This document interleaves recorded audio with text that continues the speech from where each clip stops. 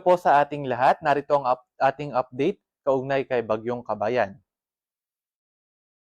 Kaninang alas 2 ng madaling araw nabuo itong low pressure area at naging isang tropical depression at tinawag nating si Bagyong Kabayan, huling namataan sa may layong 525 kilometers sa may silangan ng Davao City. Ito may taglay na lakas ng hangin na umabot ng 55 kilometers per hour malapit sa gitna at pagbugso na umabot naman ng 70 kilometers per hour.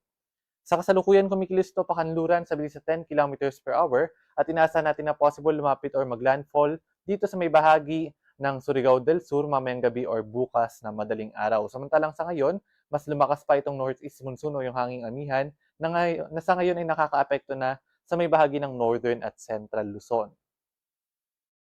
Kaugnay naman sa magiging track ni Bagyong Kabayan, inaasahan natin na possible nga maglandfall itong si Kabayan sa may bahagi ng Surigao del Sur or sa mga kalapit na mga probinsya mamayang gabi or bukas sa madaling araw. At inaasahan na possible itong tumawid dito sa may bahagi ng Mindanao or Visayas area at lalabas naman ng Sulusi or dito sa may kanluran ng Puerto Princesa City sa bukas yan or sa araw ng Lunes. At sa araw ng Martes or Miyerkules ay maaari naman itong lumabas ng ating Philippine Area of Responsibility at dito dadaan sa may bahagi ng Pag-asa Island. Ngunit sa kabuuan, habang tumatawid itong bagyong si Kabayan ay maaari nitong mapanatili yung tropical depression category, although hindi natin inaalis yung possibility na mag-develop ito into tropical storm bago pa man mag-landfall, at hindi rin natin inaalis yung possibility na dahil sa kalupaan o dadaan ito sa kalupaan ng Mindanao ay maaari itong humina into low pressure area at bago pa man maging tropical depression uli dito naman sa may bahagi ng Sulusi. At pagkatapos ng tropical depression development, ay maaari ito magpatuloy na tropical depression hanggang paglabas ng ating Philippine Area of Responsibility. At para naman sa ating tropical cyclone wind signal number 1, nakataas po ito sa may bahagi o sa may southern portion ng Samar, sa may southern portion ng eastern Samar, sa may eastern portion at southern portions ng Leyte, sa may southern Leyte, Dinagat Islands, Surigao del Norte, Surigao del Sur, Agusan del Norte, sa may northern and eastern portions ng Agusan del Sur, gayon din sa may northern portion ng Davao Oriental, eastern portion ng Misamis Oriental at sa may bahagi ng Camiguin. Asahan po sa susunod na 36 hours mararanasan ng mga malalakas na hangin dala ni Bagyong Kabayan. At para naman sa ating heavy rainfall, inaasahan natin na magdadala ng malalakas na mga pag-ulan itong si Bagyong Kabayan at maaaring umabot ng heavy to intense rains dito sa may bahagi ng Surigao del Sur ngayong araw. At inaasahan naman natin ng moderate to heavy na mga pag-ulan with at times intense dito naman sa may bahagi ng Dinagat Islands, Surigao del Norte, Agusan del Norte, gayon din sa may eastern portion ng Agusan del Sur, northern portions ng Davao Oriental at ng Davao de Oro. At bukas, sinasana naman natin ang ang heavy to intense na mga pag-ulan sa may bahagi ng Surigao del Sur, Surigao del Norte, Dinagat Islands at sa may southern Leyte.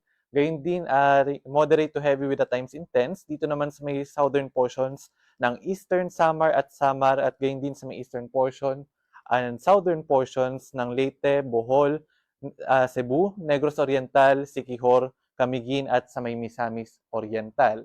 At gayon din dito sa may bahagi naman sa may northern portion ng Bukidnon, Agusan del Sur at sa may Agusan del Norte. Pinag-iingat yung ating mga kababayan dyan samantala ng mga pagbaha at pagguho ng lupa.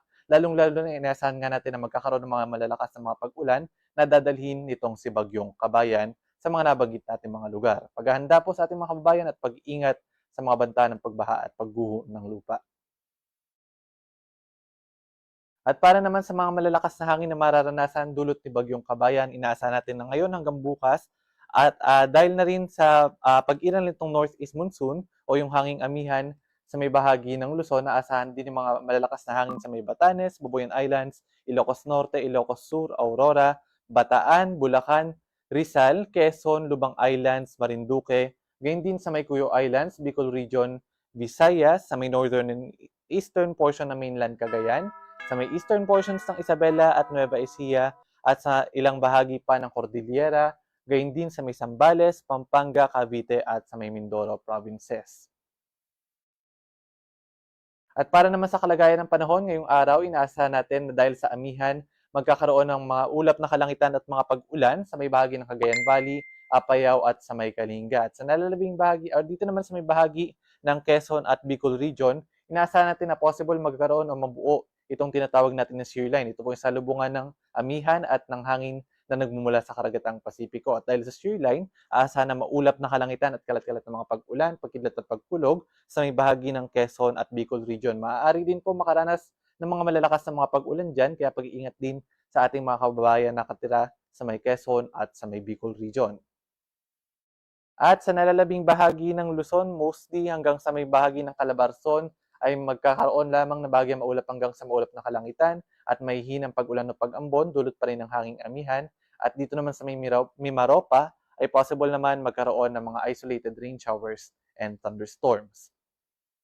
At ang agwat ng temperatura sa Milawag nasa 23 to 31, sa Baguio City 16 to 23, Tuguegarao 23 to 29, Metro Manila 24 to 31, sa may Tagaytay 21 to 29, Legazpi 25 to 31, Puerto Princesa at Calayan Islands ay 25 to 32 degrees Celsius.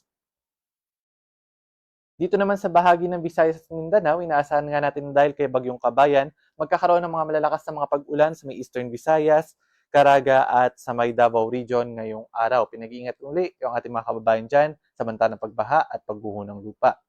Gayun din mga isolated rain showers and thunderstorms na magiging madalas ngayong araw dahil sa paglapit ni Bagyong Kabayan ang mararanasan sa nalalabing bahagi ng Visayas at ng Mindanao. At ang agwat ng temperatura sa may Iloilo nasa 26 to 32 degrees Celsius. Gayun din dito sa may Metro Cebu, sa may Tacloban ay nasa 25 to 31. Dito sa may Cagayan de Oro, 26 to 31, Metro Davao, 24 to 32, at sa may Zamboanga City naman ay nasa 24 to 33 degrees Celsius. At para naman sa lagay ng ating karagatan, sa ngayon nakataas yung ating gale warning sa mga baybayin sa may Hilagang Luzon dahil sa pag-iral ng hanging amihan. Dito sa may bahagi ng Ilocos Norte, Ilocos Sur, La Union, Pangasinan, gayon din sa may Batanes, Cagayan, kasama na yung Babuyan Islands at sa may Isabela. At dahil naman sa bagyong si Kabayan, nakataas yung ating gale warning sa mga baybayin sa silangan ng Visayas at Mindanao, partikular sa may Eastern Samar, Southern Leyte, Dinagat Island, Surigao del Norte, at sa may Surigao del Sur. Hanggat maaari, wag mo nang pumalaot sa mga nabanggit natin mga baybayin dahil sa malalakas na mga pag-alon, dulot ng hanging amihan sa may at ni Bagyong Kabayan dito naman sa may bahagi ng Visayas at ng Mindanao. At yan po muna ang latest mula dito sa Pag-asa Weather Forecasting section. Ito po si Patrick Del Mundo. Magandang umaga po sa ating lahat.